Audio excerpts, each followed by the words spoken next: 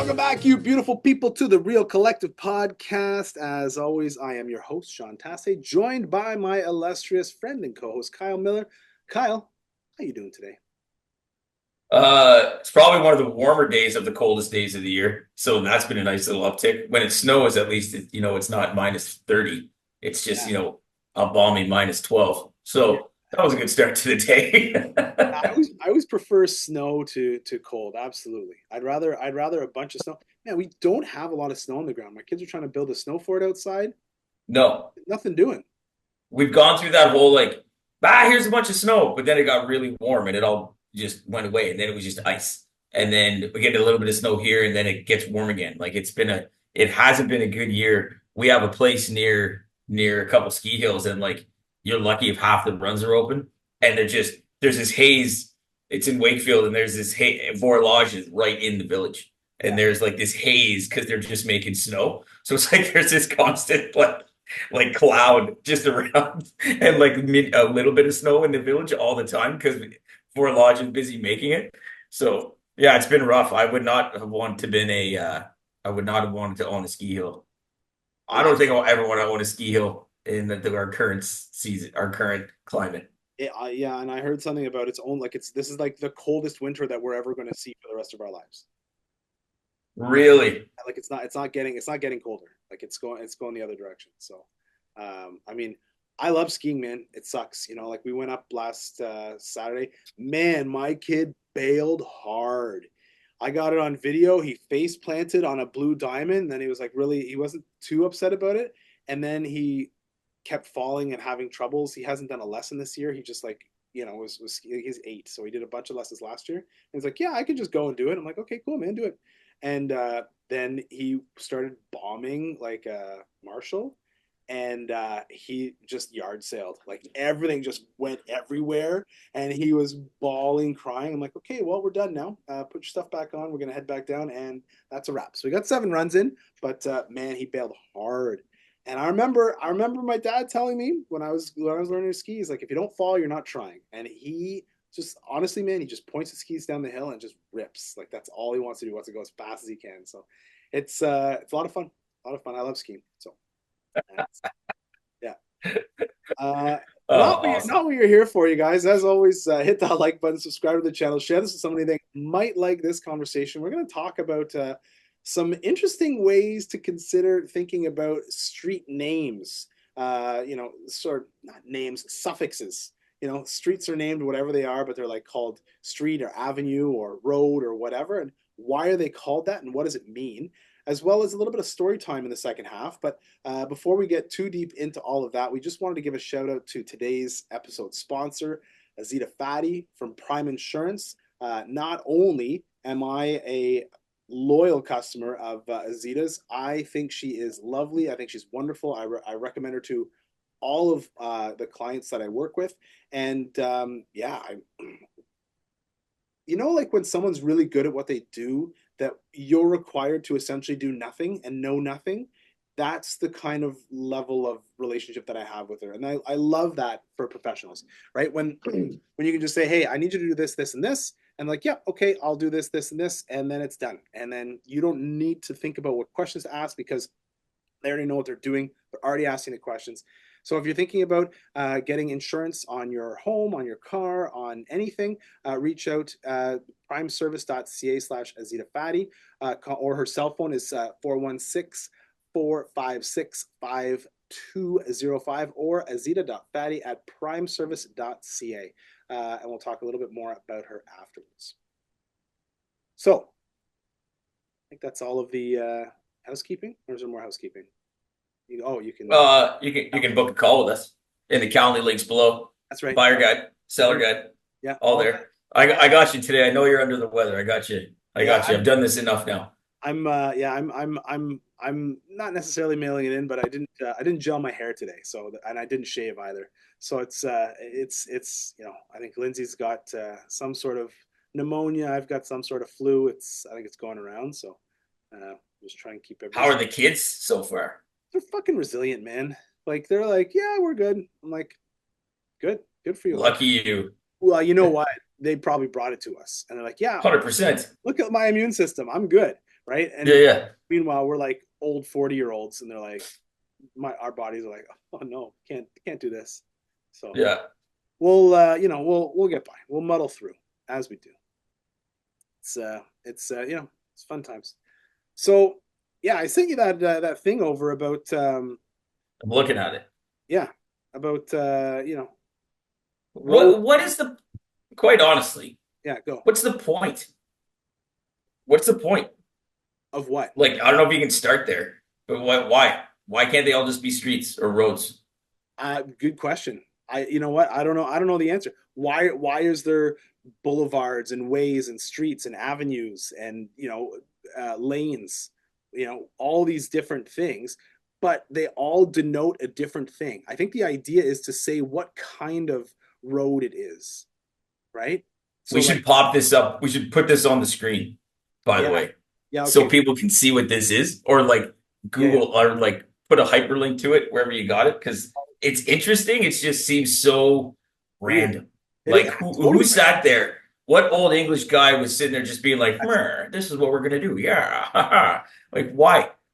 Well, I think they wanted to clearly denote the difference in like a pathway, right? So yeah, I'll send this to Carson, and he can pop it up in here.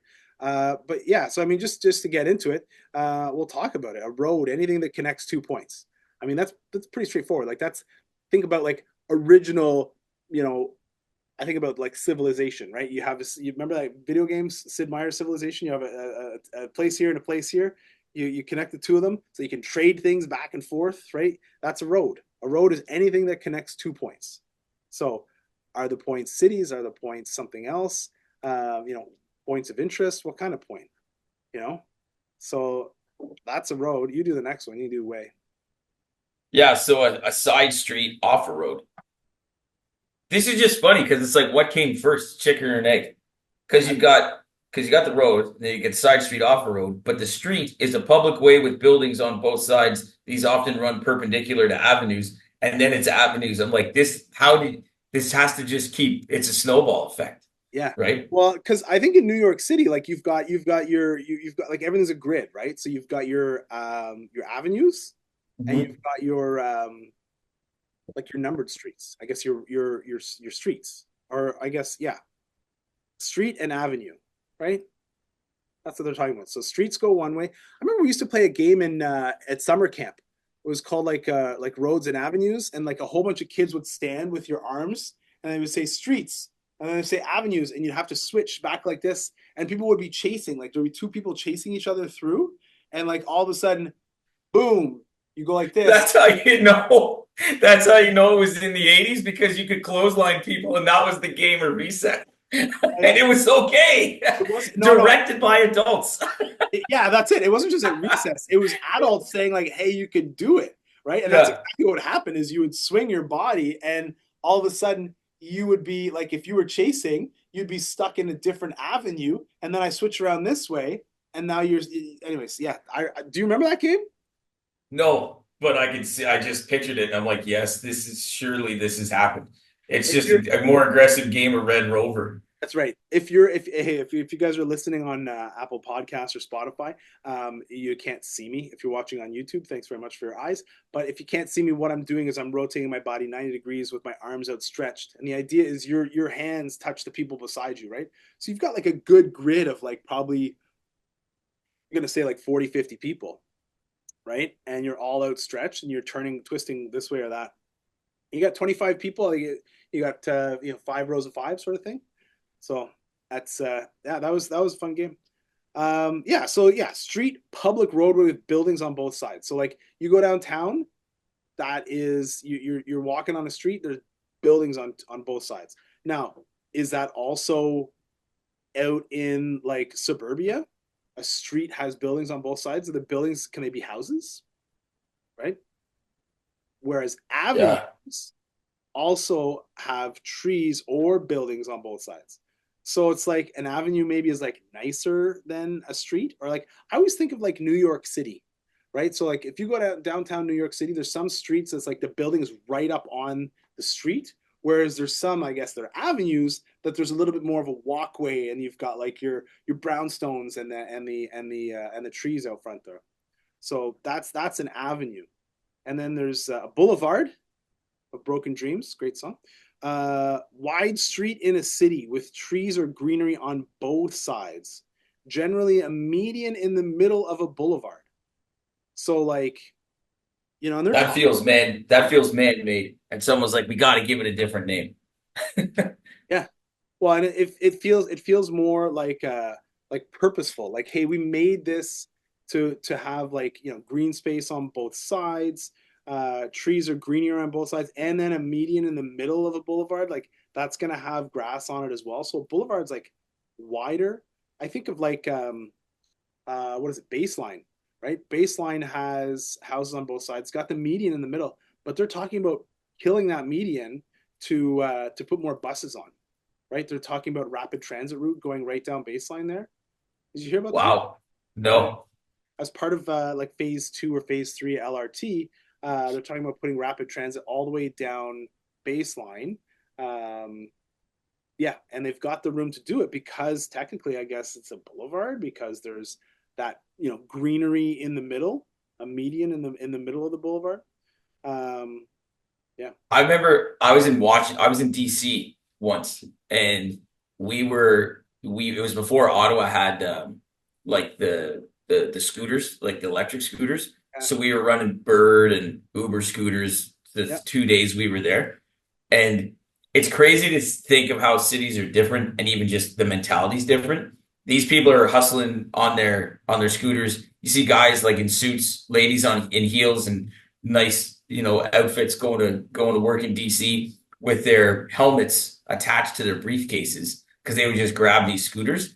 But in one of the big main drags in DC, and I don't remember what it's called, but it's 6 lanes at least, okay, wide. And in the middle of those 6 lanes with cars, right, going 40, 50 miles an hour, that's where the bike lane and the scooter lane is in the middle. And it's 2 lanes going. So here we are just like ripping down the middle. I'm like, I don't know where Death Trap is on this list, but like it was definitely there. I'm like, we put ours on the outside. yeah, I'm yeah. like, these guys are just like giver right down the middle. I'm like, you guys are awesome. It was wild. Yeah, I don't know if Wild. I don't know if I love that. Like, how do you get there? You have to like walk. You have to cross the street to get there. I don't know. I don't. Yeah, that's it. You would, yeah, that's it. If you wanted it, because they didn't allow, and that was the thing, they didn't allow you on the sidewalks, right? Like the locals would get pissed and be like, get off the sidewalk. And you're like, whoa. And so this way you would get in, you could start on the sidewalk, you would get into a crosswalk with people crossing, and then just be like, "Boop," and Wow. dart down the road. So it was yeah, it was wild like that. So that would be something like you know what? As I look at this, it was probably a very large, I would say, avenue. It was a very large avenue, is what I Nice. would think. Yeah. Yeah, something like that. Well, and yeah, the thing is, like, as we change how we commute, these, I mean, these are kind of older things. I mean, they talk about a lane, right? I always hear lane. I think of Candy Cane Lane, like it's more of a narrow road, rural area, right? Like a little, like you're not crossing paths with a lot of people in a lane, right? We call a lot of well, they don't have it on here, but the we have like a in Ottawa, if there's a private where everybody shares amenities, like some of the Yeah. private compounds, they call that a private, but they don't have it here. A lane might be a little bit like that, and a drive a little bit different. I like that. I like a nice drive, right? It's as you read these, you're like, oh, this makes total sense. Absolutely. This That's makes that's a drive. that's my A yeah. That's whole, my yeah. yeah. Winding A road that winding actually road that's route shaped by natural features such as a lake or a mountain. yeah. Yeah. Okay. You know what I think of when I think of a drive is in Amberwood Village. There's like this winding road that goes all the way through it, right? And you can't really go fast because it's got speed bumps on it, and it's like, yeah. So that's for me. That's a drive. See, but this is interesting. A terrace. A road that runs along the top of a slope, which would mean the Simpsons are built at the top of a hill. Evergreen Terrace, yeah. Evergreen Terrace. But you know So what? I don't think everybody uses these words, these road names properly.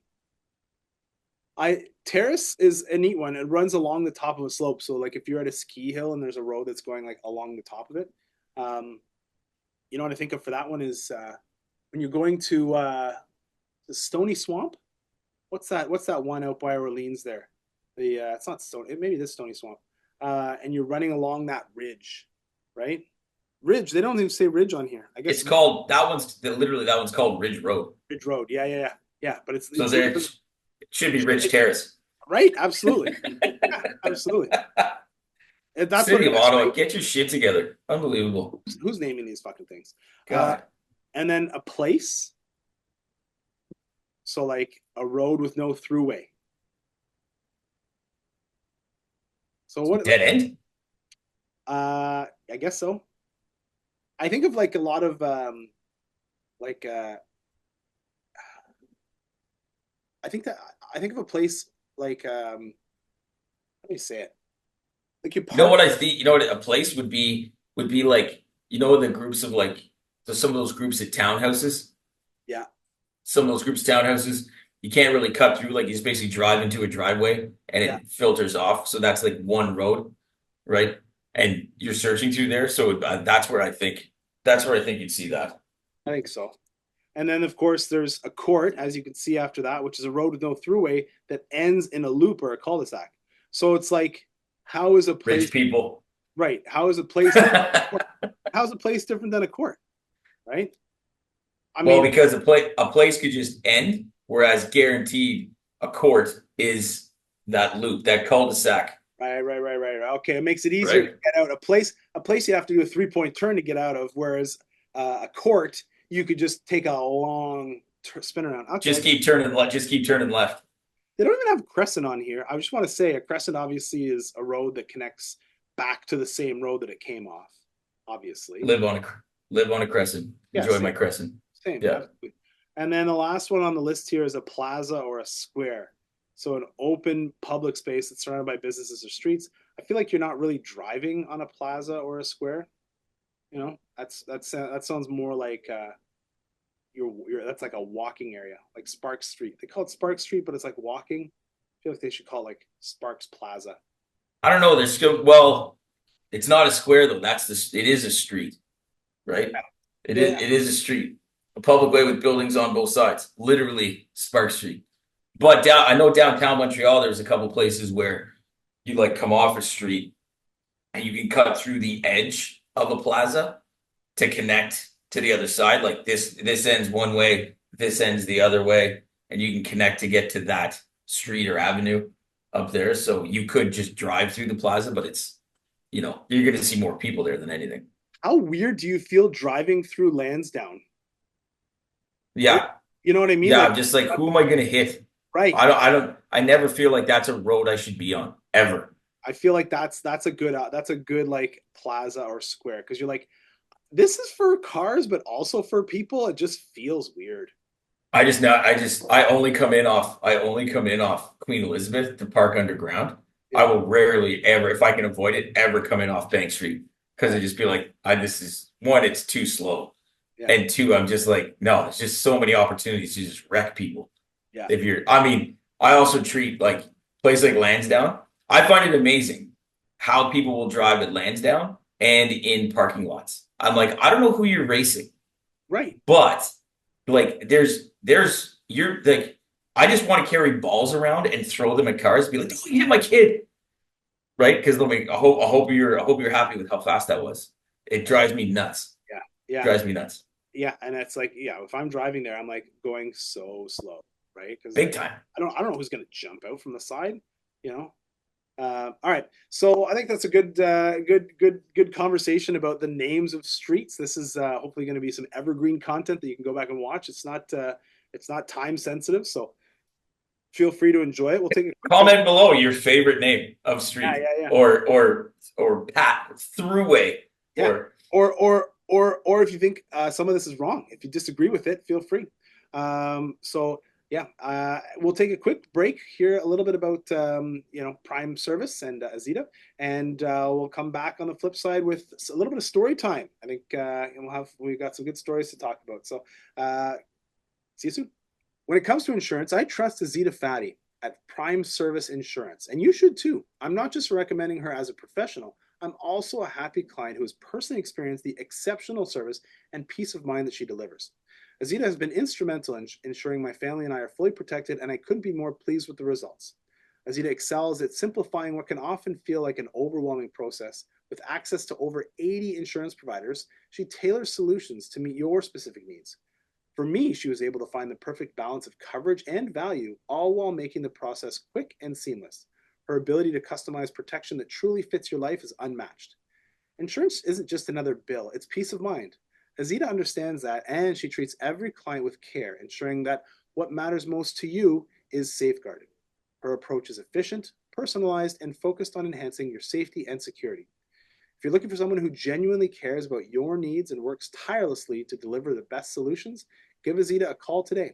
I've trusted her with my own insurance needs, and I can confidently say you'll be just as happy with the results as I've been. For more information or to contact Azita, visit primeservice.ca slash Azita Fathi. That's AZITA FATHI, or contact her at 416 456 5205 or azita.fatty at primeservice.ca. Welcome back to the second half of the Real Collective podcast with Sean and Kyle, your two best pals in the real estate world. Hope you enjoyed that quick little mention from Prime Service. Big shout out to Azita. And just jumping right back into it, as always, like, subscribe, and share this with someone who you think might like the conversation. We're going to have a little bit of story time. We always have fun with story time. Kyle, we have a chance, an opportunity to collaborate with a particular client right now. And, we're actively sitting in a conditional period. We showed the property Friday last week. It's Thursday today. The approval is done. And we got the deal done. We negotiated back and forth. And it was a bit of a tricky one because the house is a power of sale.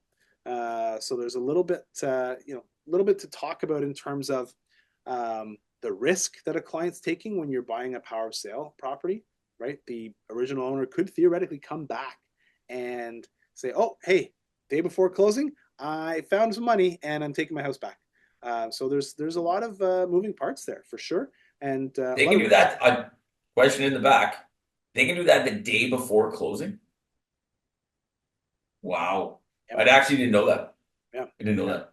So that's what the protection is for a power of sale in Canada. So, the conversation that I have, of course, with the listing agent is there a chance this is going to happen? And, getting a real good sense of what the background is to protect my client, to make sure that she's not going to line everything up and be ready to move, give her notice for her rentals, first time home buyer, right? Give her notice for a rental. And then all of a sudden, oh yeah, sorry, you are now going to be homeless, right? So, big sort of something to cover off and make sure that we're protected in that regard. So that's all taken care of and that's done. And then the other risk, of course, is when you're doing a power of sale, they're never going to include any chattels. So they can't guarantee you that the fridge, the stove, the dishwasher, the washer dryer, the freezer in the basement, they can't guarantee you that they're going to be there. The gazebo on the back, hopefully they will be, but they won't. They'll never guarantee it, right? So explain that part of it. They don't own it. It's not there. They own the house. They can't promise you that someone isn't going to come along and take all the stuff out. So the owner, because the owner still technically lives there. The owner does not live there anymore. The owner is now gone. Everything's moved out. The water's turned off.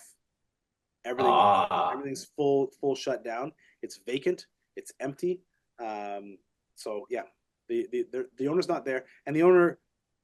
Yeah, I got the whole story, and so the owner has way too many outstanding debts that there's no way that they could come back from this. There's a lot of shitty situation that they're in as a result of a bunch of medical expenses that just sort of buried them, which sucks. It's a really shit situation.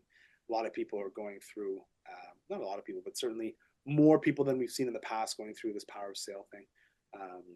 So it sucks. My clients just want to buy a house. They like this house, right? So it's not a matter of us taking advantage of someone. It's not nothing like that. It's just, hey, this is the right house for us and our family, and yeah. So so yeah, Cool. yeah. In terms of why the bank won't include, I mean, they won't make any guarantees. They won't make any warranties. They've never seen the house. They don't know anything about it. They can't guarantee that the home. I mean, they changed the locks, but they can't guarantee the homeowner won't come back and take out the fridge and the stove and remove the gazebo from the deck and all that sort of stuff. They're not going to. Yeah. So the risk is mitigated based on the conversations that I'm having with the listing agent. Yeah, it's typical. It's typical bank attitude, right? Of like and people say all the time, like, "What's the bank got?" I'm working with another client right now, and they're like the ratios are tight and things like that. And he was like, he's an older gentleman. He's bought and sold houses before. He's built houses before. And I'm just like, sir, it's the numbers. It's just the numbers. And he goes, the bank has all this equity. They can't be worried. I'm like, that's the only thing they are is worried. It's the only thing they are, right? They would sooner you like not own the house than have them have to deal with you not paying them, taking the house back and selling it. That's right. Right? That's the way they are. They're not in the house owning business. That's right. They're in the house financing business. They don't want problems. So they can see the writing on the wall there that someone's going to break in, take all their stuff back, and the bank's going to just be like, not my fault, not my problem. Yeah, that's total bank. Total bank. Well, and in most of the the power of sale stuff that I've seen, it's not a bank. It's like a small third party, like almost like a private lender. Like it's like one guy, right? He's lending his own money, and it's like that's typically what I see. I'm going through another process right now where we're supposed to be closing on the property, and the closing is delayed because the person, like the first position, the house we sold for like 385. The first position mortgage had like 165 to $190, 190,000. When you factor in all of the like fees and all that kind of stuff. The second mortgage holder is a collective. It's a group of people, and this guy got buried because someone put prom notes on the property to the total of an extra $400,000. Yeah. So all of these people in second position, they're like, well, we don't want to close the property until we get our money back. He's like, I don't have any money. I named you in an insolvency. You get what you get. You can't get it both ways. So stop delaying the closing of this property. Don't be silly. Every time you delay the closing of this property, it's going to cost you more money in that second position. And I'll find a way to see if I can turn around and make you right. So, I'm seeing it on both sides. There's definitely a lot of different stuff. It's not just, and we talked about this in one of our last ones. The deals aren't just regular deals. There's funky stuff happening right now. And a lot of it has to do with people who are in bad shape financially, unfortunately. Well, it's understanding some of it. You got to understand as an investor and as a client, you have to understand some of the rules, especially when you get into the seconds, right? Like I'm not opposed to private money. I'm not opposed to first and second mortgages. I'm of the mind that if you got a second mortgage, there's no difference. I mean, there is, but there's whether you owe money on a second mortgage or you owe 9 credit cards, same thing. You still owe that money, right? It's just what's the security, what's the rate, what's the payment, what do you have to lose? And from an investor standpoint, again, if you're the person sitting there saying you have to understand the rules, because if you're in second and you're gonna go to past 80% loan to value, what you have to understand is the fact that the only out is a sale. And so people say, no, you can refinance. You can't refinance in our current rules past 80% loan to value. That's right. So you're going from helping the person to owning that house and selling it. That there's no gap in between. That's right. Unless that person comes to the table with all kinds of money to pay you back, which could happen. Now, who knows what the situation is? They have another house to sell, whatever. I'm just saying, like, you have to understand that, right? It's you don't get to make the rules on that. You're basically going in to own that house. The folks. So I've been dealing with this for the last couple of days. The folks who were in second position talked to the owner, and the owner got buried by one of these. There was a whole story about this about a year or so ago, where people were just writing prom notes, and there was these two prolific guys in like Northern Ontario that had like millions and billions of dollars just sitting on The it. dude from that Ponzi scheme in Sudbury. Yeah. Yeah. So this this is sort of a branch of the same thing. So the same lender, put some stuff on this guy. Anyways, so all of these second lenders are saying to this guy, "Hey, you screwed us. You did this to us." Da da da da. And so he's taking all of that internally, and I'm telling him, "Hang on a second. You didn't force these people to give you their money.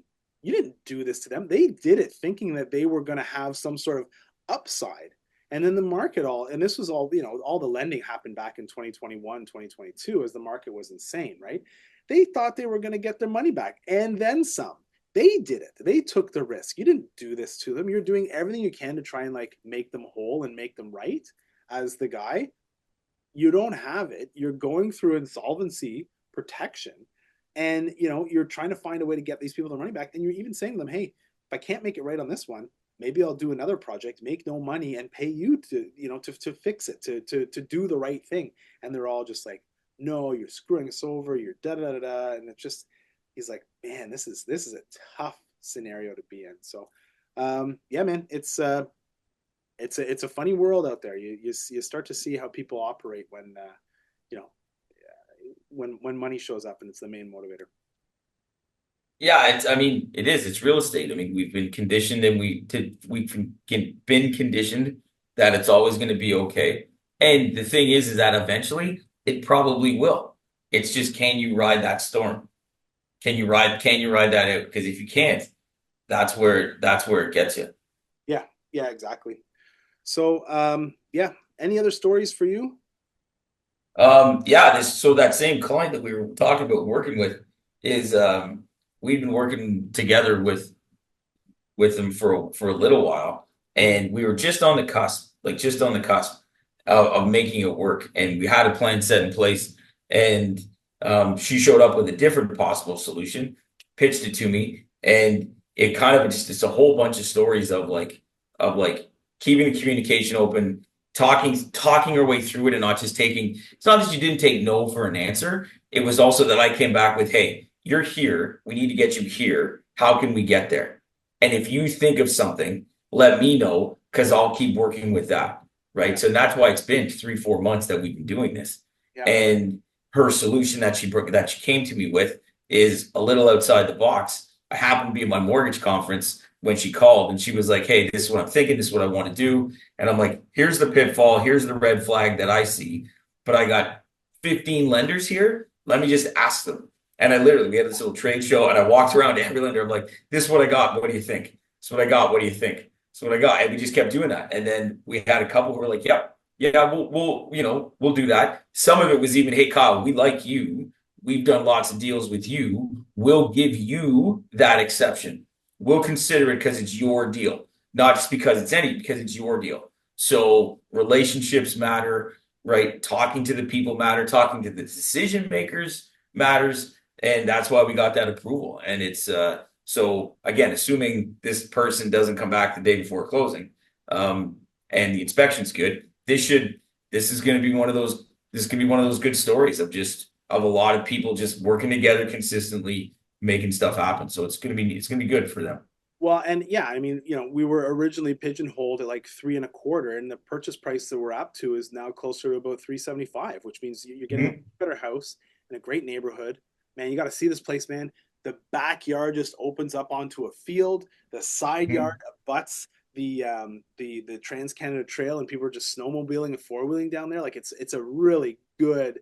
You couldn't really find a better spot, right? You're still in a bit of a community, like you've got a bit of a community vibe, but you're definitely like, yeah, like campfires in the backyard, having some privacy, a little bit like a cottage, a little bit like a house, really well built, built in 93, not even an old house, like all, like just so many boxes checked, and so many places we were looking at. It's like a wet or dingy basement. The place we looked at before we looked at this house was full of like marijuana in the basement, just like all over the place, drying and stuff like that. And just the vibe here, like basement was high and dry, and it was everything about it is good. Just as a side note to anybody, if you're selling your house, put the weed away. Yeah. That's not a good thing. The lenders don't like that. Yeah. Okay, put it away. It wasn't in any of the pictures, but man, there was a lot of it. Like a lot. You know, like mason jars full and a box in the freezer full, just full of it, right? And just yeah, lots and lots of it. And we're just like, Was it a legit grow op that not you at walked all. into? Not at all. It was just like, Just people running the hobby, just would have just the right amount that they're oh, allowed to have. they had a lot. Like, and it's vacant. There's no one who lives there. So I just like, whose pot is this? Anyways, uh, story time. Story time. Points. Story time. Yeah. If you want, send me a DM. I'll send you some pictures. I took some photos because I'm like, what are the chances of this happening?